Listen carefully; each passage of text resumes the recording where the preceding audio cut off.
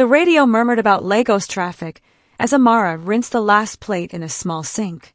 The warm water ran over her hands, but her mind was far away, on rent, her brother's school fees, and how tired Mama had looked that morning.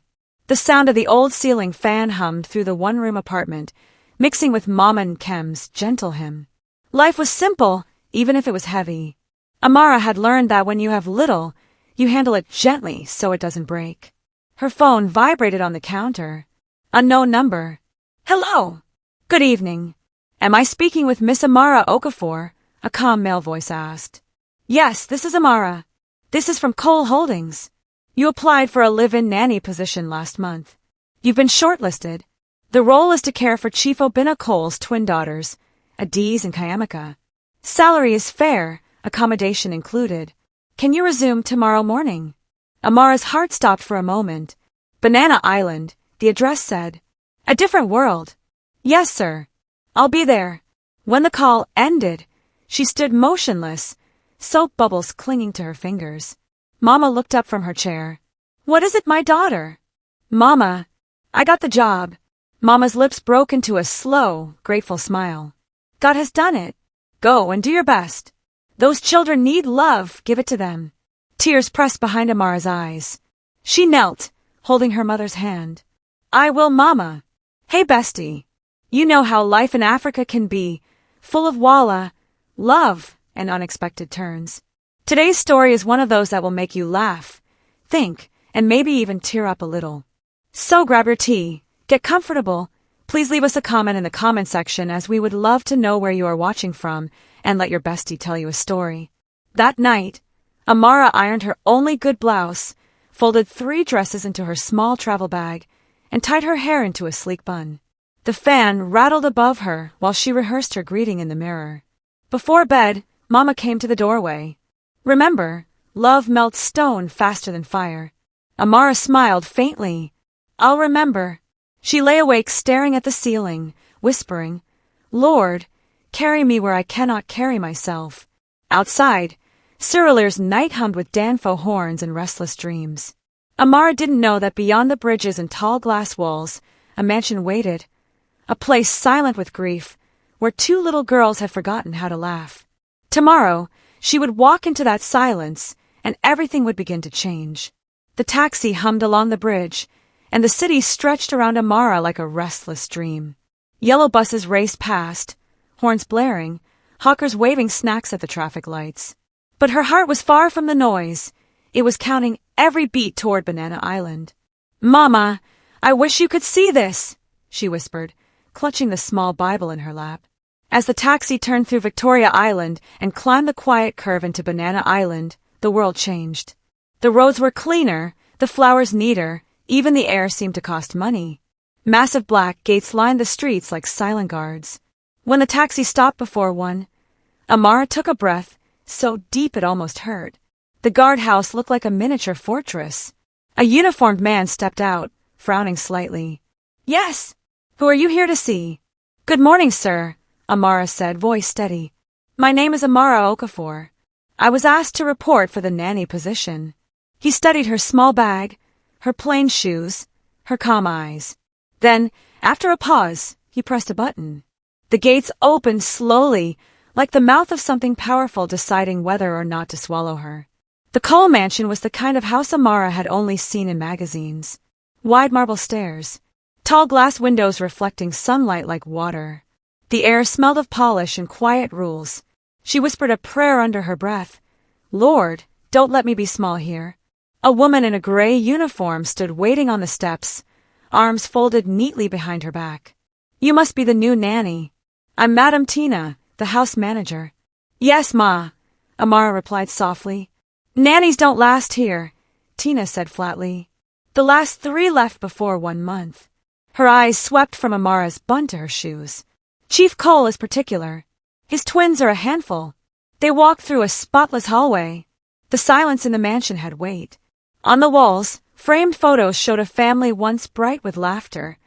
A tall man in a dark suit, a beautiful woman with sparkling eyes, 2 laughing babies between them. Then, suddenly, the photo stopped. The walls ahead were bare, cold, and still. In the living room, A man stood by the window. His suit was sharp, his posture even sharper. He didn't turn when they entered. "Chief," Tina said, "the new nanny." He turned slowly.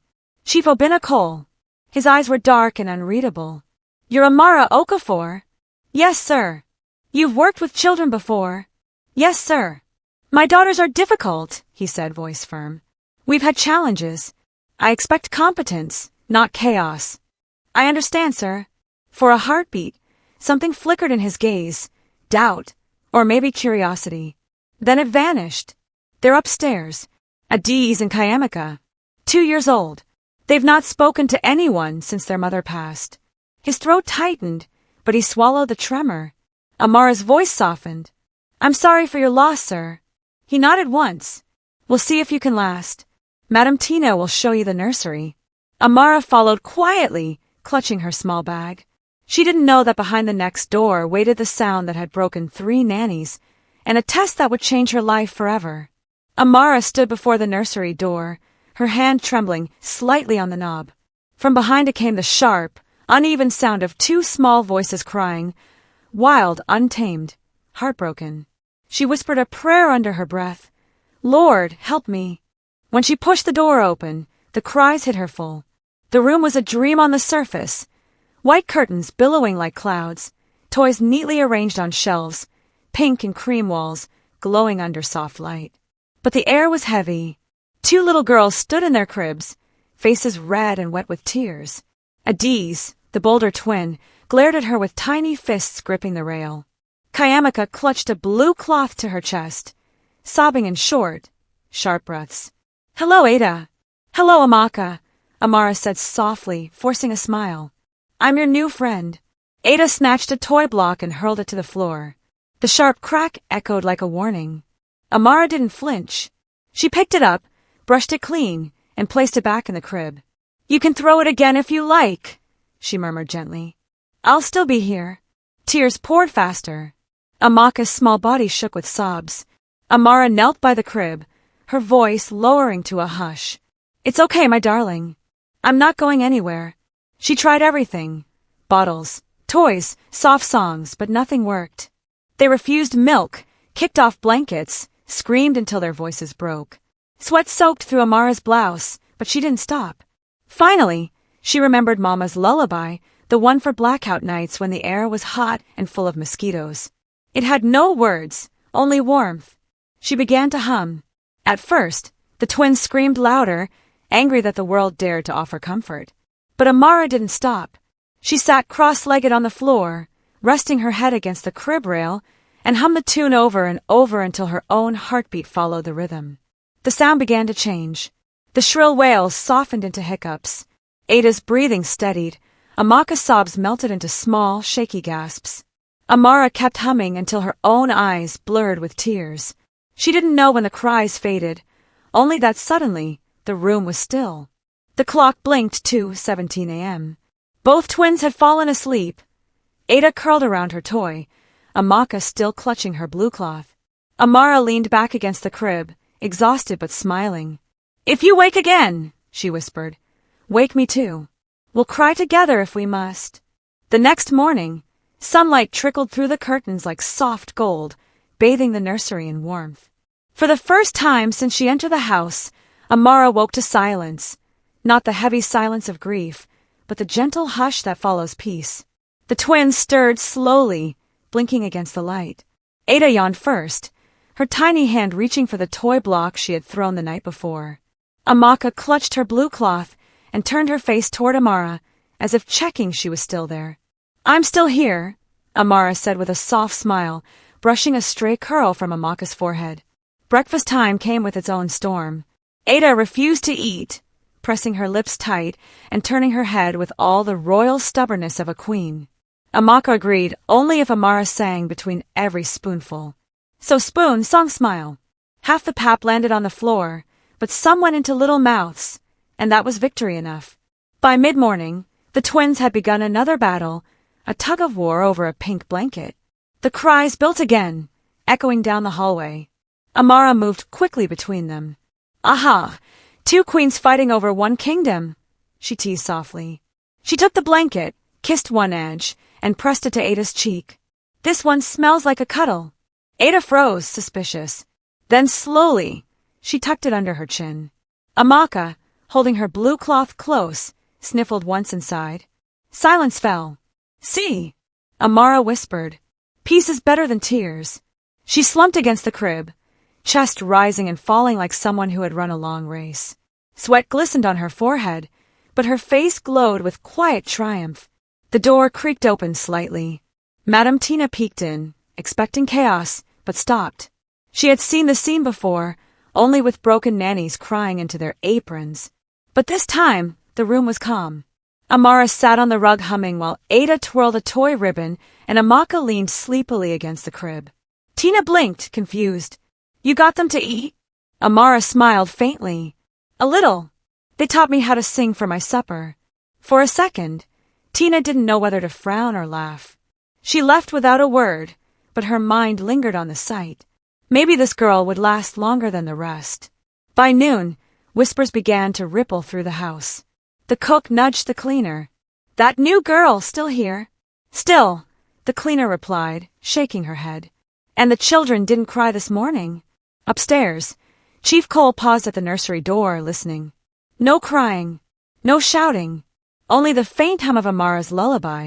For the first time in months, the mansion felt different, lighter, alive. And though he didn't step inside, a small smile ghosted his lips before he turned away.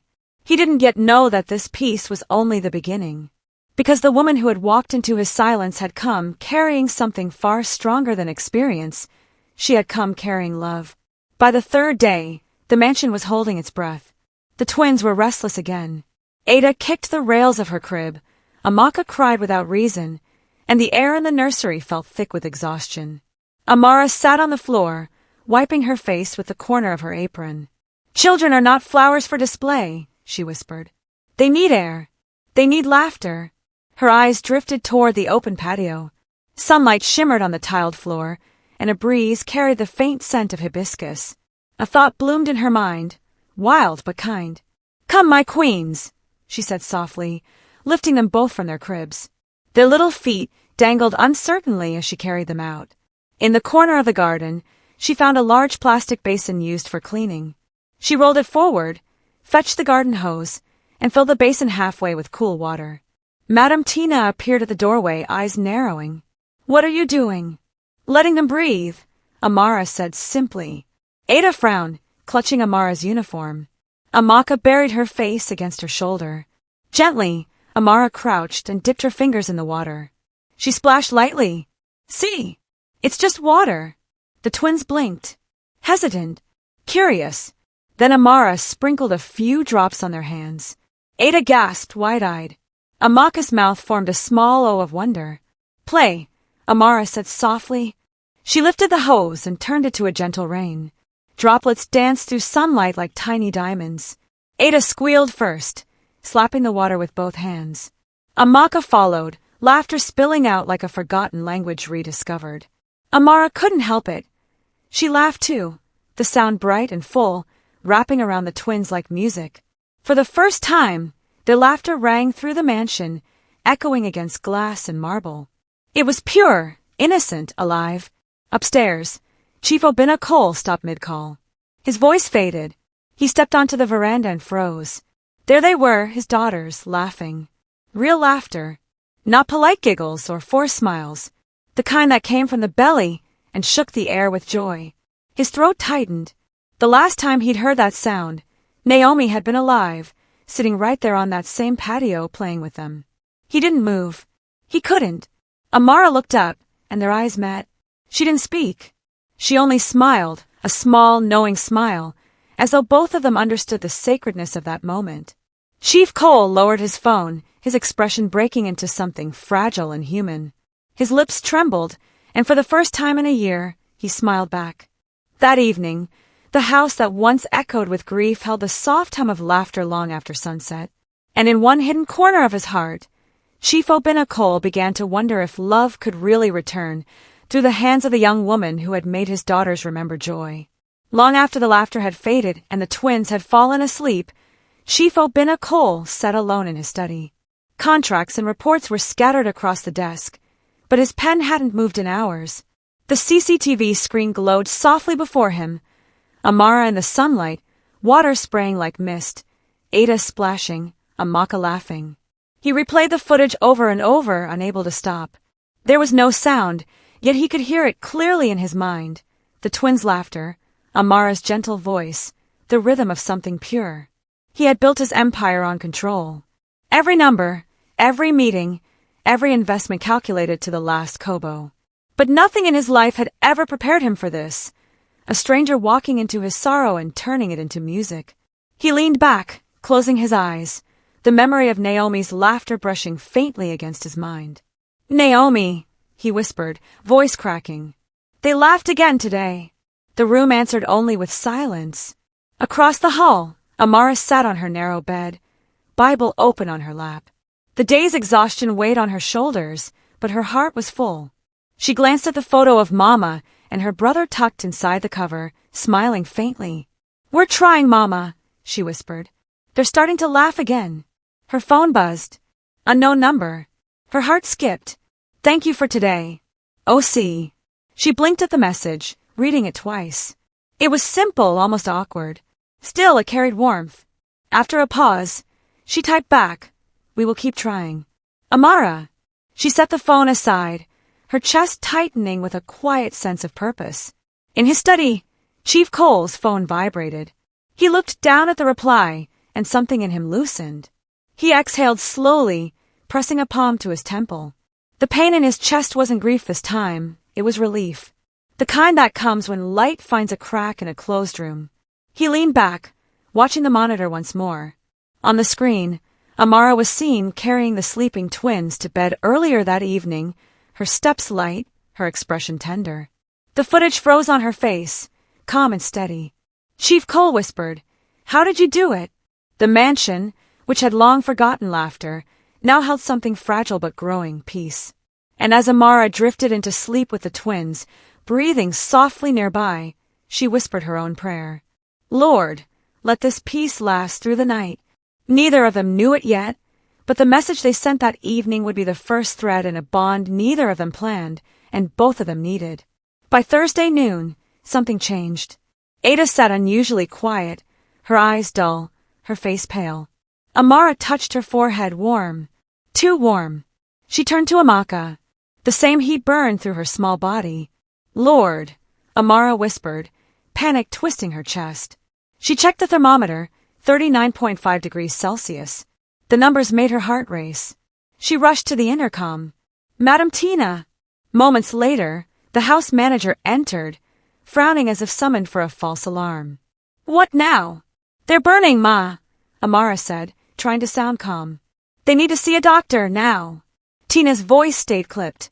"Chief traveled this morning. Business in Abuja. He won't be back till tomorrow. I'll call the clinic he uses." "No time for calls," Amara interrupted firmly, already packing diapers, wipes, and bottles into a small bag. "Please tell the driver to get the car. Reddington Hospital. Victoria Island." For the first time, Tina saw a fire in Amara's eyes that made her obey without argument. Within minutes, the car rolled out of the gate, cutting through Lagos traffic like an ambulance of prayer. The hospital's smell of antiseptic hit Amara's senses the moment they entered. Nurses rushed forward as she explained, voice shaking. "High fever, both twins, only 2 years old." They were ushered into the pediatric ward. Wires, IVs, soft cries. Ada whimpered weakly as a nurse inserted a drip. Amaka didn't even cry. That scared Amara most. "Stay with us, my queens," she whispered, brushing damp curls from their foreheads. Hours passed like slow rain. Machines beeped. Nurses moved, doctors murmured. Amara's back ached, but she refused to sit. She held Ada's hand in one palm and Amaka's in the other, whispering every verse she could remember. "Though I walk through the valley," she murmured through tears, "you are with me." Near midnight, footsteps thundered down the corridor. Chief Obinna Cole burst into the ward, his suit rumpled, his tie gone. His eyes scanned the beds, then landed on Amara. "You should have called again," he said hoarsely. "I did," she whispered. "I'm sorry." He exhaled, voice breaking. "No, I'm sorry. You did right. He moved closer, taking Ada's tiny hand as though it were glass. Amara stood opposite him, holding a marcus. Between them lay the fragile, burning proof that love can turn strangers into family. Hours blurred into dawn. The fever broke like a storm passing. The doctor smiled gently. They're stable now. Amara pressed both hands to her face, tears of relief spilling freely. Thank you, Jesus. Chief Cole's shoulders dropped. The weight of wealth, grief, and fear slipped off like an old coat. He looked at Amara across the hospital beds and whispered, Thank you for not leaving. Amara shook her head. They're my girls too, at least in my heart. And in that quiet ward filled with the hum of machines and answered prayers, something between them shifted, soft, sacred, and unspoken. By dawn, the fever had finally loosened its grip. The girls slept peacefully, their small chests rising in rhythm. The white noise of the machines was almost like music. Amara sat in the corner chair, too tired to move. Chief Obinna Cole stood by the window, his tie gone, his shirt creased, but his eyes, those guarded eyes, were soft now. She's breathing easier, he murmured, glancing at Ada. Yes, sir, Amara said quietly. They'll be fine. He hesitated, then spoke again, voice rough. When Naomi was alive, she used to say I worked too much, that I was building a life the girls might never feel. I thought she was exaggerating. Amara looked up, but said nothing. Sometimes, silence healed more than words. Obinna exhaled, a sound between a sigh and surrender. After she died, I kept moving. Money, meetings, anything to avoid listening to the house. But you made it speak again. Amara turned, eyes shining with exhaustion and compassion. Sir, sometimes grief sounds like noise until love teaches it to sing. He blinked, startled by her simplicity. You're wise for someone your age. I'm just stubborn about hope, she said with a faint smile. When the twins stirred, he reached instinctively, clumsy but earnest, placing a hand on Ada's small shoulder. The child didn't flinch. For the first time, she leaned into his palm. The sight made something bloom quietly in the air. By afternoon, the doctor gave them leave to go home. Outside, Lagos shimmered with sunlight and new beginnings. The driver opened the car door, but Obinna waved him off. I'll carry her. He lifted Amaka carefully, surprised at how light she felt, how small. Amara carried Ada on her shoulder, her hand supporting the child's head. They drove in silence, but it wasn't the old heavy kind. It was full, warm, the silence of people who had survived something together.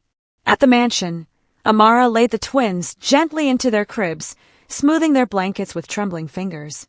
Obinna stood in the doorway, still in yesterday's shirt, watching.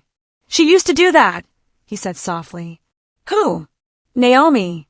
She always smoothed the wrinkles after tucking them in. Said even sleep deserved neatness. Amara smiled faintly. Then I'll keep doing it. He nodded slowly. You remind me of her, not in face, but in strength. Her throat tightened. Thank you, sir. As she turned to leave, he said quietly, Teach me how to be what they need. Amara paused at the door, her sleek bun glowing softly in the lamplight. We start small, Chief, she said gently. We start now. That night, for the first time, he didn't return to his study. He sat beside the cribs, humming softly, off-key, awkward but real. And from across the room, Amara smiled. The mansion, once silent and cold, had begun to breathe again. The next morning, the nursery looked different, not in decoration but in spirit. Sunlight streamed through the curtains like a blessing. The twins were restless again, wriggling and cooing, but the cries were lighter now, almost playful. Amara stood by the crib, bottle in hand. Chief Cole, still in his rolled-up sleeves, watched with uncertainty. She won't drink, he muttered. She will, Amara said softly, handing him the bottle. But she wants to feel you, not just the milk. He frowned. Feel me? Yes. Sit, she instructed gently. Hold her close. Let her head rest here. She guided his arm, placing Ada against his chest. Now breathe slowly. He obeyed, though awkwardly, as though balancing a fragile glass ornament. Ada squirmed, then stilled. Her little lips latched onto the bottle. Chief Cole blinked. She's drinking. Amara smiled. Because she trusts your heartbeat. He let out a small laugh, soft, unsure, but real. It startled him. The sound had grown foreign in his own house. That laugh became the beginning of something new. Day by day, the lessons continued. Let Ada choose between two toys, Amara coached. She likes control. Wait 5 seconds before stepping in when they cry, she added. Sometimes they can calm themselves. He listened, tried, and failed often. Milk stained his shirt. Diapers refused to cooperate. But he didn't give up. Every mistake made Amara smile with patient amusement. Soon, even Madame Tina began to notice. Whispers filled the mansion. Ogre's different, the cook said. The driver nodded. I saw him pushing stroller and talking baby talk. Madame Tina raised an eyebrow. Impossible. Chief Obinna. But it was true. The man who once walked through the house like a shadow now smiled often. One afternoon, the twins were on the patio again. Amaka giggled as bubbles floated through the air. Ada clapped her hands, chasing them, her curls bouncing. Chief Cole bent beside them, dipping a small wand into soap and blowing another stream of bubbles. The girls squealed. From the balcony, Amara watched silently, arms folded, her heart swelling with something she dared not name. When Chief Cole looked up, their eyes met. He smiled, bright and unguarded. She smiled back shyly. For a long moment, they just stood there, the sound of children's laughter tying them together like a quiet promise. That evening, as the twins slept, Chief Cole found himself humming the same lullaby Amara had sung on her first night. His voice was rough, off-key but steady. Madame Tina passed by the door and stopped. She listened, eyes softening. This house, she whispered to herself, has finally remembered how to laugh. The weeks that followed felt like sunrise after a long storm. The mansion no longer echoed with grief, but with the sound of life, small feet pattering on marble, laughter in corners, and the hum of joy returning home. Amara could hardly recognize the house she'd first entered. Flowers bloomed again in the garden, curtains were drawn open, and sunlight danced on the walls where shadows once ruled. The twins, once silent and withdrawn, now sang to their dolls and called for Papa with squeaky voices that melted even Madame Tina's strict face. One Saturday morning, Chief Obinna stepped out to find Amara and the twins drawing on the patio floor with chalk. Ada had made a crooked heart. Amaka tried to color it blue. He smiled, the kind of smile that started deep in the soul. You're teaching them art now? Amara looked up, cheeks warm. I'm teaching them love and color. He chuckled. And patience too, I see. The twins looked up and giggled. Papa draw too. Ada insisted, tugging his sleeve. He crouched beside them, chalk in hand, suit trousers forgotten. Amara watched him laugh, his shirt catching the glow of the setting sun. She had never seen him so human, so alive. When the girls ran off chasing butterflies, he stood and turned toward her. You came into my house as a stranger, he said softly. Now I can't imagine this home without you. Amara lowered her gaze, heart pounding. Sir. Obinna, he corrected gently. Call me Obinna. She smiled, shy but sure. Yes, Obinna. For a long moment, they stood in the golden silence, the air full of unsaid prayers. Their wedding was small, held in a quiet chapel in Ikoyi, sunlight streaming through colored glass. There were no cameras, no crowds, only promises. Mom and Kem sat in the front row with tears of joy glistening in her eyes. The twins, dressed in white lace, clapped excitedly as Amara and Obinna exchanged rings. Today, Obinna whispered, voice trembling, you didn't just become my wife, you became the reason this house breathes again. Amara's heart swelled. And you became the answer to a prayer I didn't know I was praying. When they kissed, the twins cheered, and laughter rippled through the chapel like a hymn. That evening, back at Banana Island, the mansion glowed softly. The twins slept between them on the big couch, a faint smile on each tiny face. Amara rested her head on Obinna's shoulder. They're happy, she whispered. They are, he said quietly. Because you stayed. She smiled. Because God sent me. Outside, the garden lights flickered like stars. Inside, for the first time in years, the mansion was full, not of echoes but of love. And if walls could smile, the Cole mansion would have worn the widest grin in all of Lagos. Ah, Bestie, that one touched deep, didn't it? Life really has a funny way of teaching us lessons through people we least expect. If you felt the story like I did, drop her in the comments. And don't forget, your bestie's got more stories coming your way, so hit subscribe and stay close.